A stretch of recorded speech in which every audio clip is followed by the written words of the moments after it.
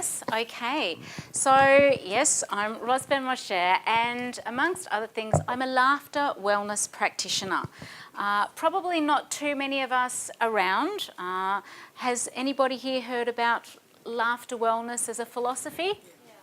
Oh, wow, excellent. Fantastic. So what I'm going to do in today's session, we don't have that long. I'm hoping I might be able to extend a little bit beyond the 9 o'clock. I'm going to give just a little bit of a talk about what laughter wellness is, a little bit about mindfulness, even though you're probably all experts at it by now, and really how they fit together so beautifully. And then we're going to end today's session with a laughter and smiling mindfulness practice. Okay? Sound good? Excellent. So just to begin, just a little bit of a chat just about, as I say, laughter wellness. I'm actually delighted that there are so many of you here that actually have heard about what this is all about. But it is a relatively new philosophy in as much that it uses the energy of laughter to promote all aspects of well-being. So I'm not just talking about your physical or emotional well-being, I'm also talking about social well-being and spiritual well-being.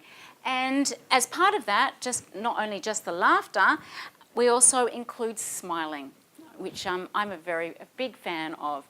And a laughter wellness philosophy is either a humour-based or a non-humour-based concept. So you've probably heard about clown doctors and all of the wonderful work that they do, and they don a nose and they the big shoes, and it's all about slapstick and it's very much a humour related laughter therapy.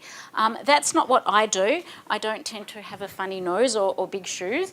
I am a laughter yoga facilitator. So there are other people that might use laughter therapy.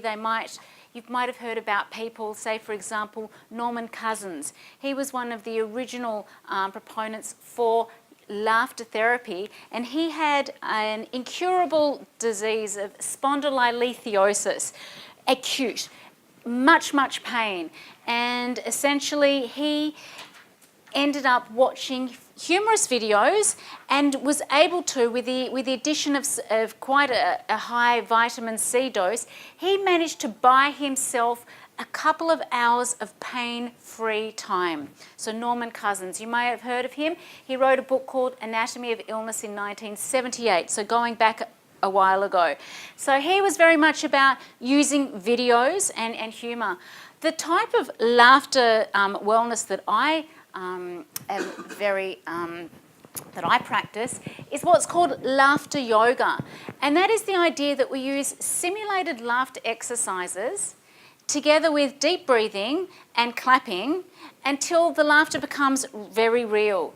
Can I have a show of hands? Who here has participated in any laughter yoga activity?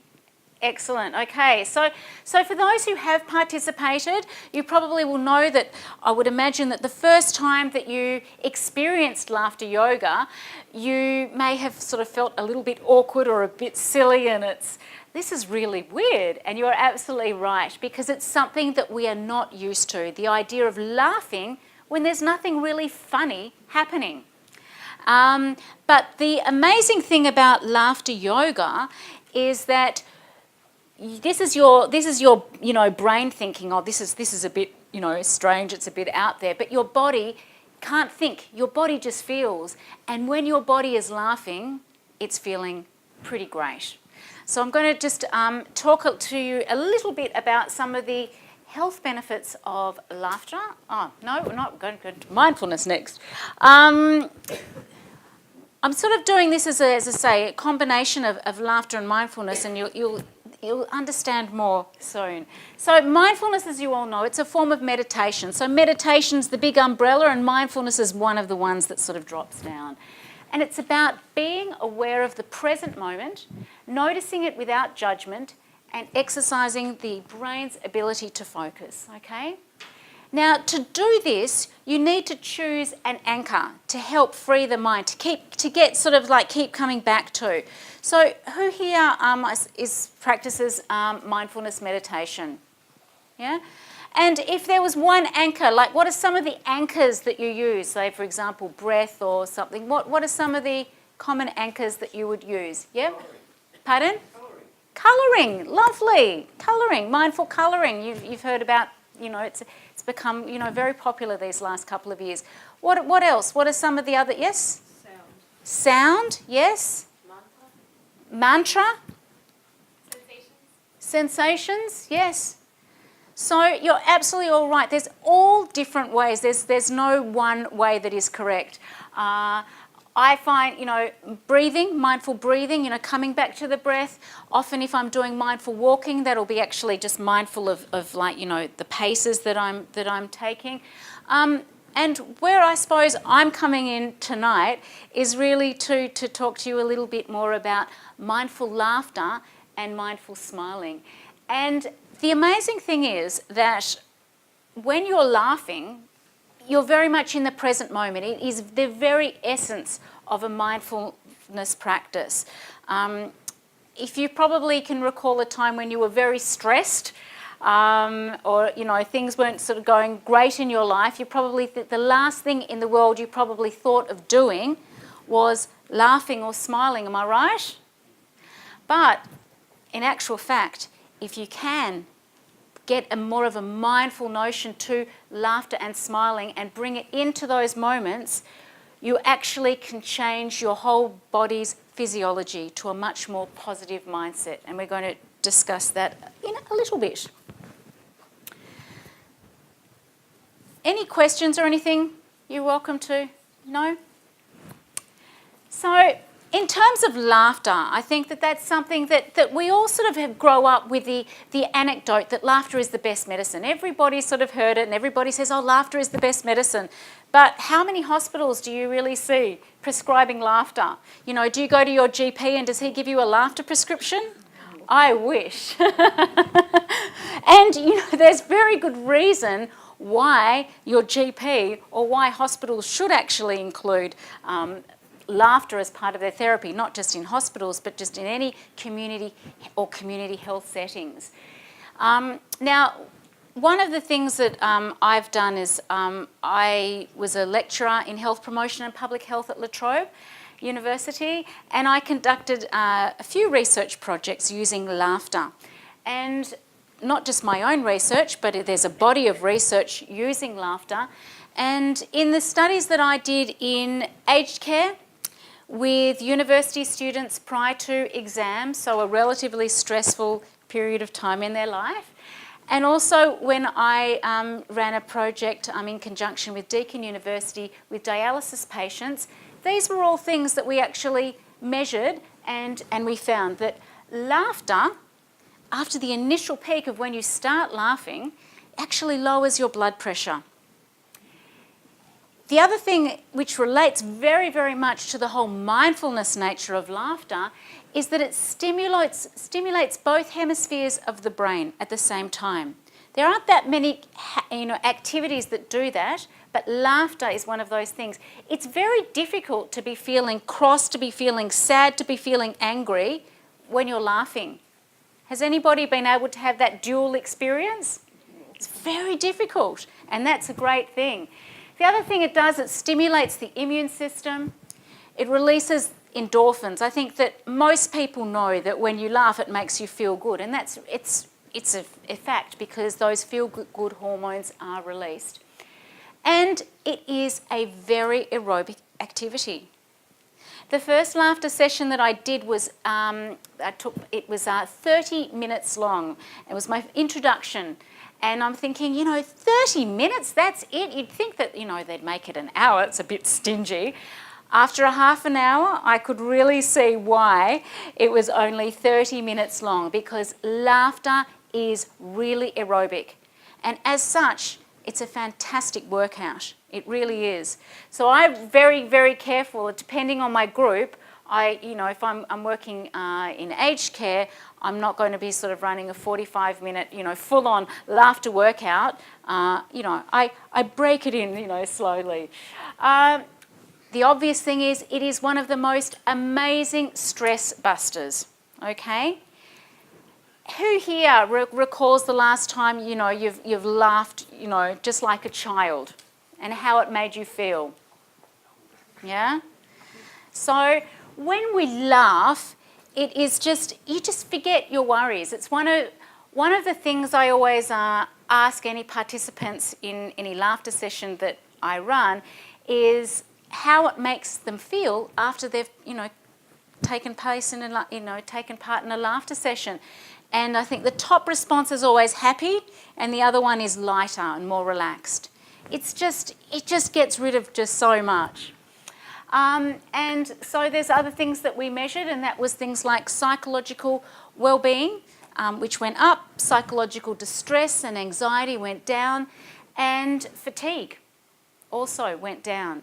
As I say, that's in part because it's an aerobic activity. Oh, we've lost some signal. Signal went down. That's okay. So one thing I might ask, and people who have done laughter sessions with me before, is how many times a day on average do you think you would laugh? Okay, question, unless you've been to one of my sessions, you've probably never been asked before.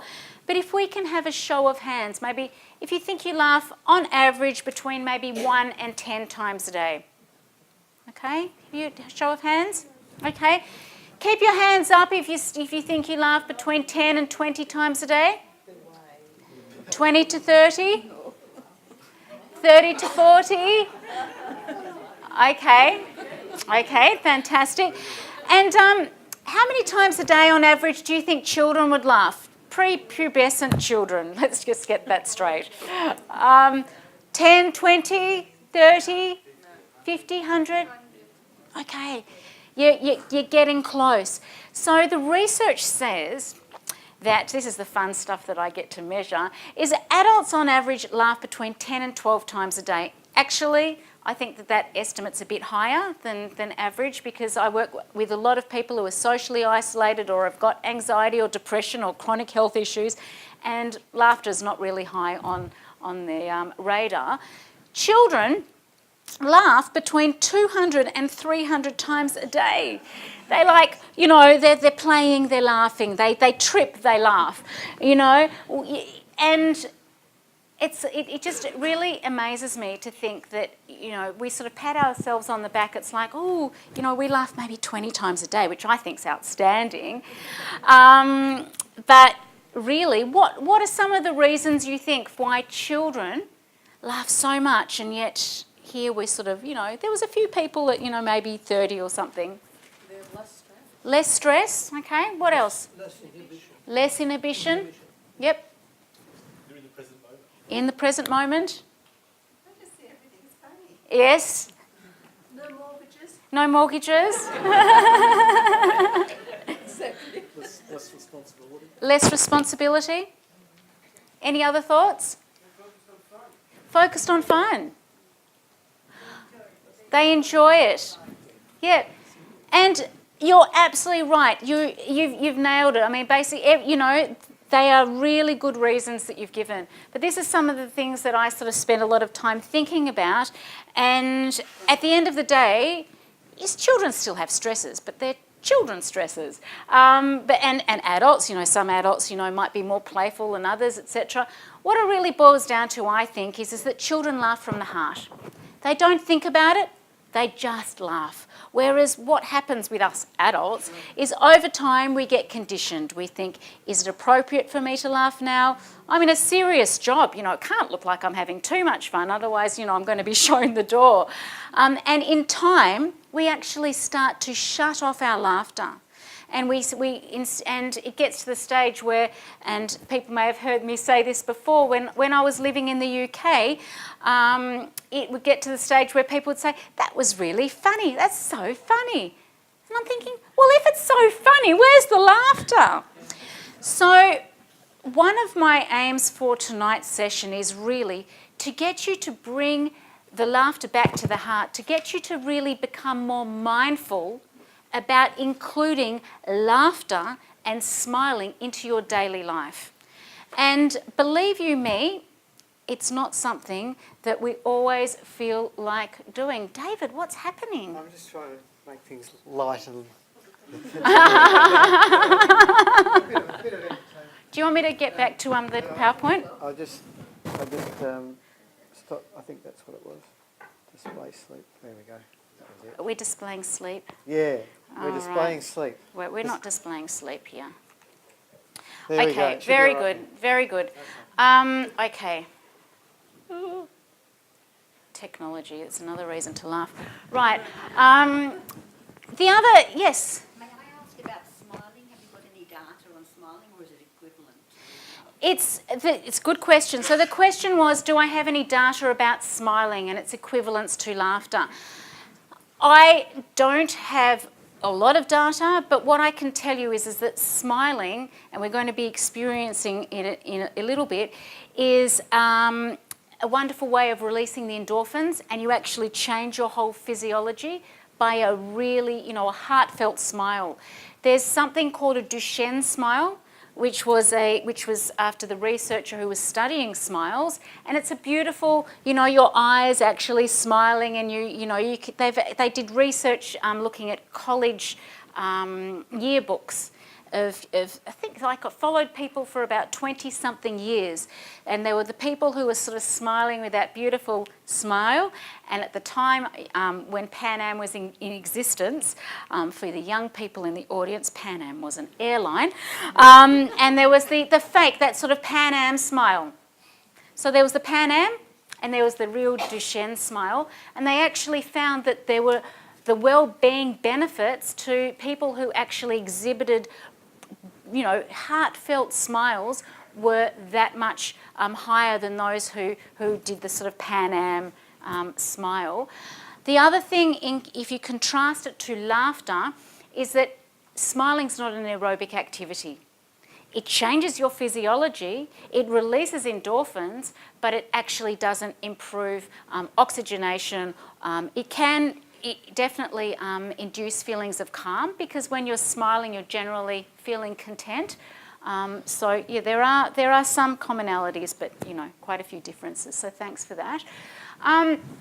The other thing about laughter, it's not just the health benefits. I was discussing well-being is not just the absence of illness, or talking about what you eat or where you exercise. It's about our relationships. And what I'm noticing more and more, and I'm sure all of you are too, is there's less face-to-face interaction, especially in the playground. You notice kids these days, they're plugged in, they're looking down, they're Facebooking, they're emailing, they're whatever they're doing. But to actually get kids talking, to get people communicating face-to-face is becoming a challenge. So laughter actually, I've actually skipped right down to point number 3, really enhances interpersonal relationships and communication. It's one of the most amazing sort of connectors. If you share a laugh with someone, you're actually building a bond. And I noticed that specifically really quite enhanced when I was doing the project in the dialysis unit, and I walked in, and I'm not sure how familiar you are with dialysis units, but they're not particularly cheery places, to say the least. It was very confronting, and these people on dialysis, they spend about 5 hours per session 3 times a week for the term of their life. Okay? They've got some of the lowest quality of life indicators. And when we walked in, initially to run this project, I was a little bit uncomfortable, and I was sort of thinking, it's almost, I sort of felt a bit insensitive sort of coming in, let's laugh. I didn't want people to think I'm making light of their situation. But it was amazing. After one session, the bond that we sort of formed with patients, the bond that the patients then sort of formed with the people that they were laughing with, and then that bond extended to the nursing staff, where it got to the stage where people would walk past the ward and it's like, hey, what's going on here? Which is not really what you would associate. So It's an amazing, amazing connector. It really improves resilience. If you can laugh about a situation, it's a great way of actually being able to sort of free yourself of some of that stress. That takes time generally. Pain plus time plus laughter equals healing.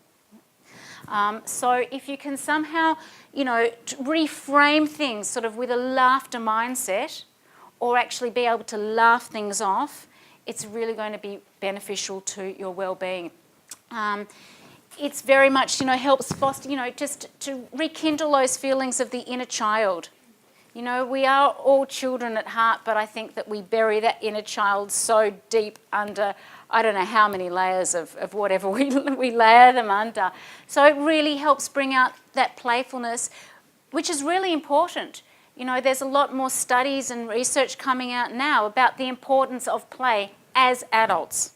Some of the most successful corporations will have a games room, which, years ago you would never see that. And the other thing is, and this, as I say, I think this really is where the mindfulness aspect comes in. If you start to become more mindful about laughing and mindful about smiling on a daily basis, over time, you're actually rewiring your brain. You've probably heard about the process of neuroplasticity, where you can change your brain.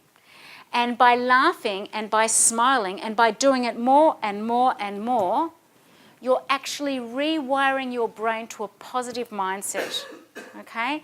And that's really, really important for just general sort of thriving. Not just about coping, but thriving. Right, looking at the time. So we've talked a little bit about the health benefits of laughter, but there are also many health benefits of mindfulness. Probably some of these have been touched, in the previous weeks in this sessions. So we have got two nervous systems. You've probably heard there's a parasympathetic nervous system and a sympathetic nervous system. And yes, I managed to put them both there. And the sympathetic nervous system is our dominant nervous system. Okay, and that's the one that's always, it's there, it's ready to pounce on that tiger.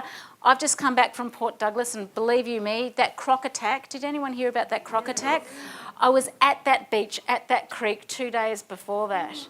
And I can tell you since then, my sympathetic nervous system has been in overdrive. I'm very pleased to be back in Caulfield.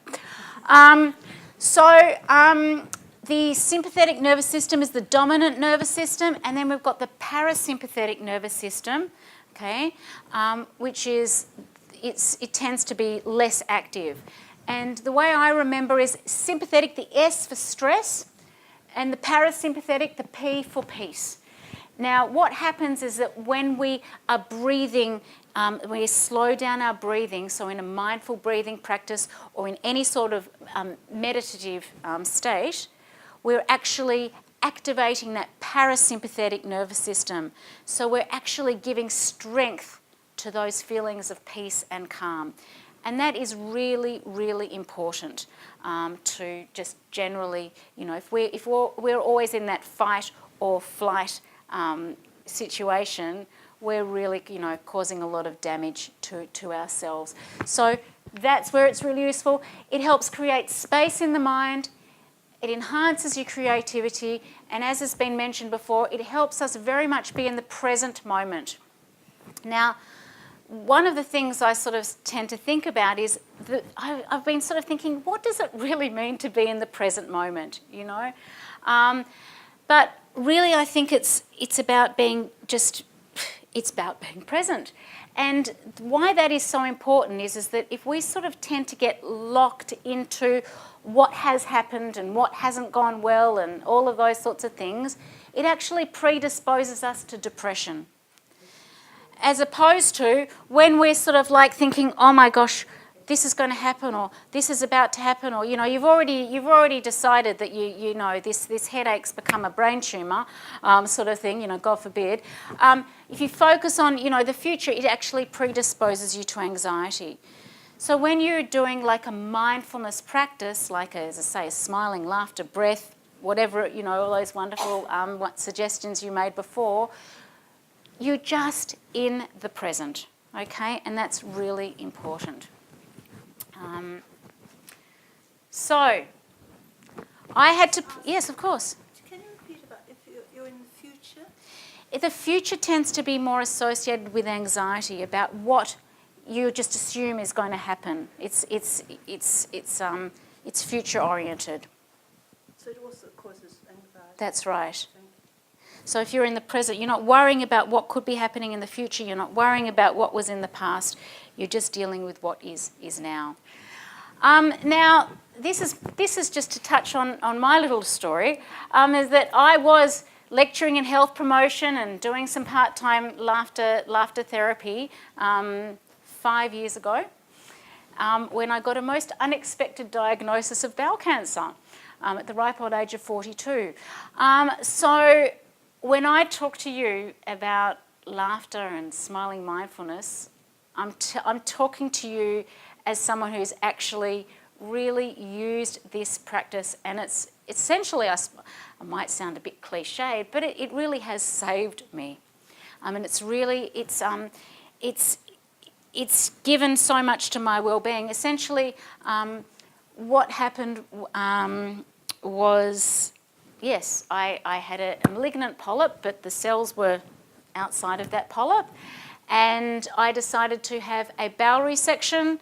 And then because the polyp was in my rectum very low down, not great for healing, I actually had an ileostomy. So people might have heard of a colostomy bag. It's the same, but it was just lower down. And, you know, it obviously was a profound shock to be sort of told that this was going on in my body. And really, I must say that during this whole process, I tried apart from the fact I chose surgery, which was the right decision for me, but I complemented my recovery very much with a regular mindfulness, the mindfulness practice, and any type of trigger that I could orient my whole body to a positive mindset. So that was not, certainly in the initial sort of 6+ weeks, was not laughter, but after there was laughter, and I did, you know, thankfully I have an English husband with an English sense of humour, so we had a good dose of, you know, the young ones and, you know, just crazy UK comedy and farces. So that was really important to my recovery. But on a daily basis, even when I couldn't laugh, I would do a smiling meditation. I would do breathing, you know, mindful breathing practices. And I would find that the days that I ensured that happened, the next day was always better. But the days that I didn't, you know, really give to myself, then my recovery was that much more difficult. Yes? And how long each day did you do it? Okay, and this is the amazing thing. I don't know what you would expect people to do, but I found just, depending on the day, between 10 and 20 minutes a day. That was it. So basically, it depended on the day. For example, if it was a strange situation, but my whole diagnosis, I felt, was very much tied up with this whole laughter message, in as much that about 6 months prior to this diagnosis, I'd been booked for a ladies' lingerie party to run a laughter session. And it turned out to be 3 days before my surgery. And I thought, how the hell am I going to, like, is this a joke? Like, and I went in to, you know, run this session with this group of ladies' lingerie specialists, and honestly, I felt like I just was like, you know, just weighed down by a ton of bricks, and I really just wanted to you know, not go, you know, certainly walk in the other direction. But the amazing thing is, after I ran that laughter session, it was like, wow, like all of a sudden this disabling lead, you know, weights just lifted. And so it really depended on, I suppose, my recovery, I'd say, was about a year. So just as 1 second, it was about a year. So it really, you can imagine in a year's recovery, you go through all different types of, stages. So one for me was writing, very much journaling. The other was, as I say, so on days where I really felt like I needed a burst of energy, I would actually laugh, and I'm relatively self-conscious, so I tended to do it when the family wasn't around, so they wouldn't commit me. Or, when I was driving, I would, just start to laugh in the car, and I thought, well, if someone pulls up next to me, that's okay. They're just going to think that I'm having a great chat with a neighbour, for example, who I spy in the crowd. So it really depended, but certainly for me, the breathing and the smiling meditation was really important. And as I say, it was this trigger that just, every day I would just make sure that I would do something, and it would just orient my whole brain to a positive mindset. And I look at the journals that I wrote at the time, and I've actually just finished, making it into a book, and I think, my God, I can't believe I was so positive. Like, what was wrong with me? But it really, really made all the difference in the world. And how I asked about time before, the other thing I wanted to ask you is that lingerie party. Yes. It changed how you felt. Yes. How long did that last? It was instantaneous. And as I say, I'm not going to be running a laughter session today. We're going to be doing a smiling and laughter mindfulness practice very shortly. You will notice that if you do any form of laughter, if you do 10 minutes of solid laughter, it's actually equivalent to a half-hour jog, and it just does unbelievable things to you. But 10 minutes just of laughter for the next day or so definitely helped. But then bear in mind I was having major surgery within 3 days. So I think, listen, I could talk forever and ever and ever, and that's really, I think that's great, but no, you might not. So I really would love for you to be able to experience. We're going to do a smiling and a laughter meditation. And all I ask of you is that when you do we're going to begin with the smiling, and you're probably much more used to smiling than you are to laughing for no reason.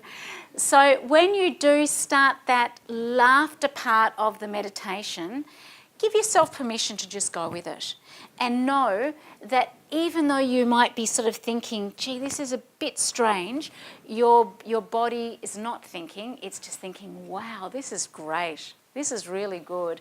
And just go with it. So people sort of, might like to say that, you fake it until you make it.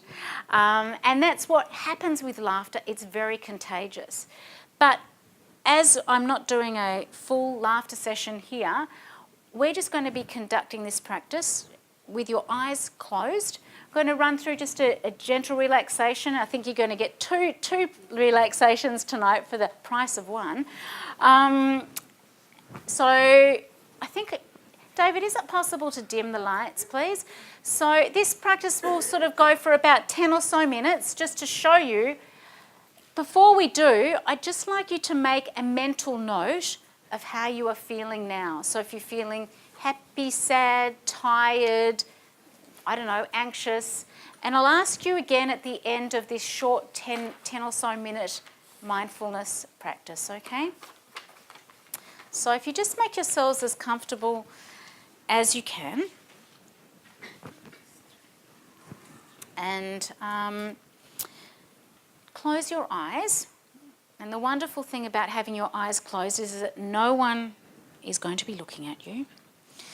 And you're going to be taking just a couple of nice deep breaths in and out. And once more in and out. And I'd like you to now imagine a gentle wave of relaxation is going to pass throughout your whole body. And this wave of relaxation might have a shape or it might have a colour. And as it passes through your body,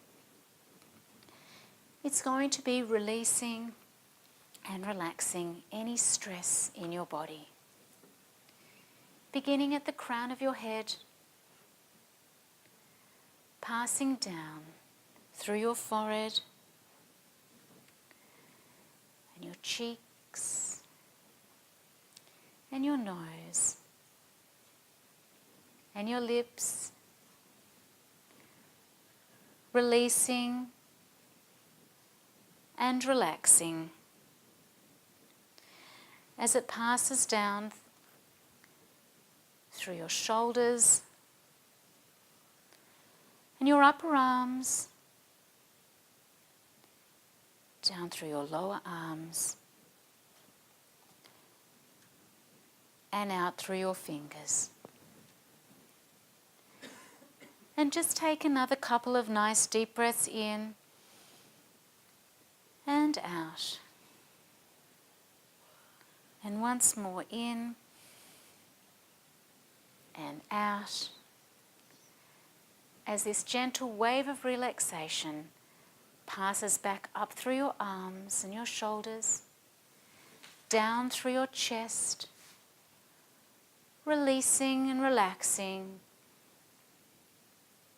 as it continues down through your abdomen and your buttocks, and upper legs, passing down through your calves and out through the soles of your feet. And by now you should be feeling the benefits of that relaxation. Just taking another nice deep breath in and slowly out. And in and out. And I'd like you now to put a smile on your face. It might help you to think of a time where you were unconditionally loved. You're in a room with everybody just looking at you, just thinking you're just the most beautiful person in the world. And just sit with that smile.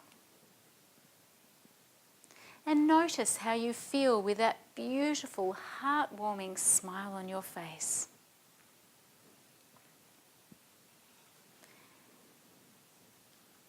How your forehead feels. How your cheeks feel. How your lips feel. And even further down, how your whole body feels with this beautiful smile when you're being unconditionally loved. And I'd like you to inhale this smile and exhale it. And once more, inhale this beautiful smile. And as you exhale, I'd like you to imagine that every cell, every tissue, every fibre, every muscle in your body is smiling back at you. And note how it makes everything feel. Everything smiling, everything glowing. And just sit with that smile, breathing it in and sharing it around your whole body, getting it deeper and deeper.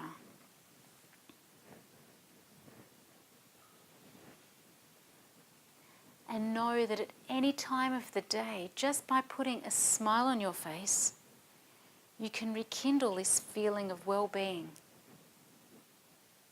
of love, whatever it is that it makes you feel. So just sit with this smile for a moment, breathing it in and breathing it out.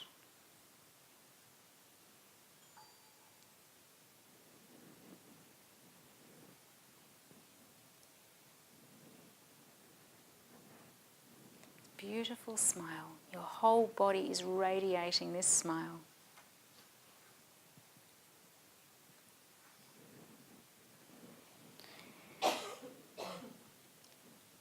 And we're now going to move to the laughter part of this meditation. And we're going to start with just a simulated laugh, or you might think of something that's funny, or just being with a good friend having a laugh. And as I say, it doesn't matter that we're going to start off with a fake laugh because you're laughing, okay? So we'll just practice just initially just by taking a nice deep breath in, and I'd like you to then laugh it out. That's beautiful. And breathing in and laughing out.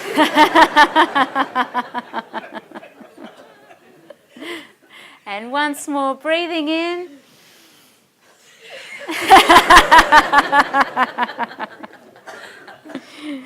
Fantastic.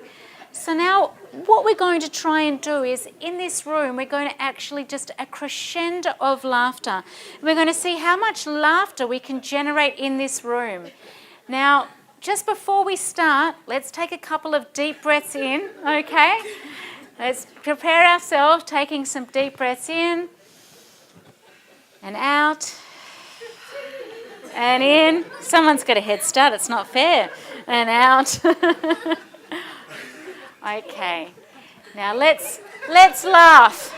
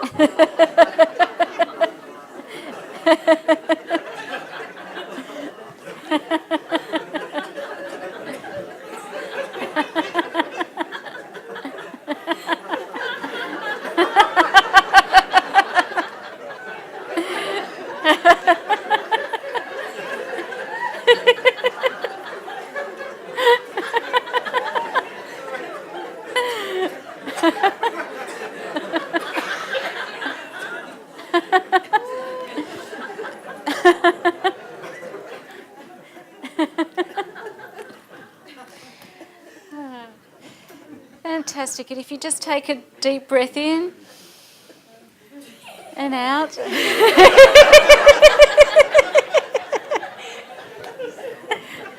Okay, you've given me the... We're going to have one more round. I think there's still a little bit more laughter in everyone. Let's go. Let's just go for it. Yes.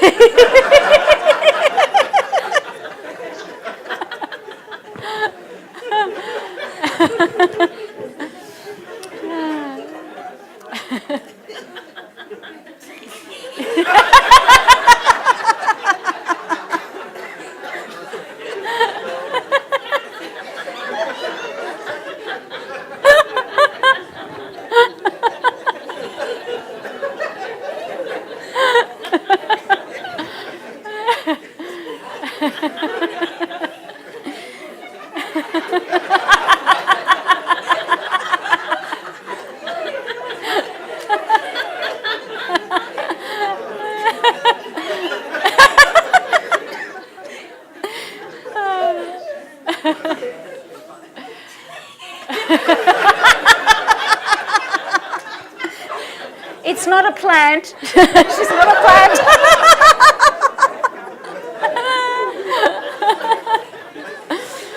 Oh,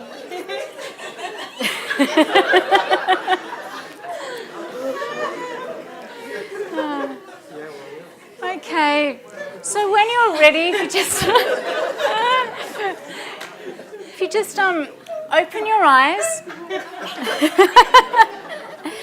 And David, do you mind if we have some more light again, please? So, just before... I love that laugh, it's fabulous.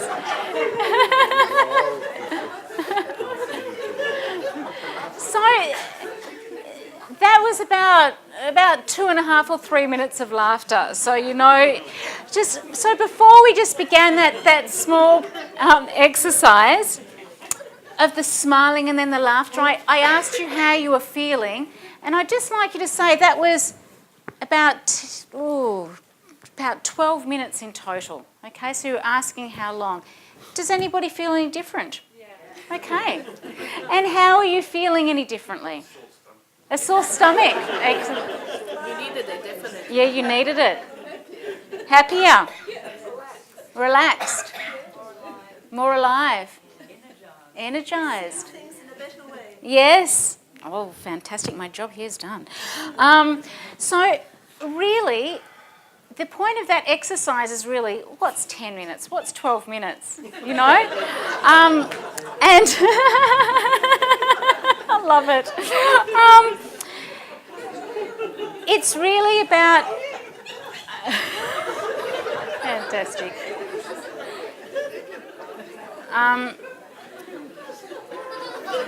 It's fantastic. Fantastic. The idea really is, as I say, it is to bring a mindful awareness to smiling and laughing, and to understand that it actually doesn't take much. It takes a trigger, and that trigger can be a smile. And believe you me, I was looking at all of you with your smiles, and it was beautiful. But you can. The thing is that you might wake up one day and feel really crappy. Things might not be going so well in your life. Not everybody has a rosy life day, every day. That's not life. But just by putting a smile on your face rather than a grimace as the first thing that you do in the day, I can guarantee you will qualitatively change not only your life, but everybody who you come into contact with. If the first person you you leave the house and you just woken up on the wrong side of the bed, you pass on that to that person who then passes it on to, it keeps on going. If you even force yourself to put a smile on your face, just spend a moment, just be grateful, just be, whatever it is that beautiful smile conjures up. And if you then pass that on, it's very, very rewarding. It is the gift that keeps on giving. So I'm aware of the time, so I just wanted to thank you so much for coming here tonight and for laughing. And as I say, really just bring that laughter, bring that smiling back to the heart. Just know that, your body is just appreciating everything, your whole well-being. And if you can spread that along, that's fantastic. And that laughter is just brilliant. So if you'd like to, I've got some... I'm taking you with me. If anybody would like, I've got some business cards here. I've got an occasional newsletter. I don't hound people, but I do just with some words of inspiration or links to my blogs. And I do have a book coming out, please God, towards the end of the year. So yes, wishing you much love and laughter, and I really hope to see you soon and laugh with you again. Just like to thank Ben-Moshe. Of course. Thank you very Thanks, much, David. Ross. I think it reminded me of being in an American sitcom. Laughter, yeah. But yeah, thank you very much. It's a pleasure. It was wonderful to hear Ross's infectious laughter today. So, and please come again. Have a look at the Spirit Grow website for more interesting and funny programs coming up. Thanks, David. Thank you very much. Oh, a pleasure. I really enjoyed it. Excellent, excellent. It's funny because my friend was telling me, she's like, oh, I did this laughing therapy type of thing. And she's like, we were laughing like crazy. And I'm like, no, you weren't. Like, please. It's true. Thanks, David. Thank you so much.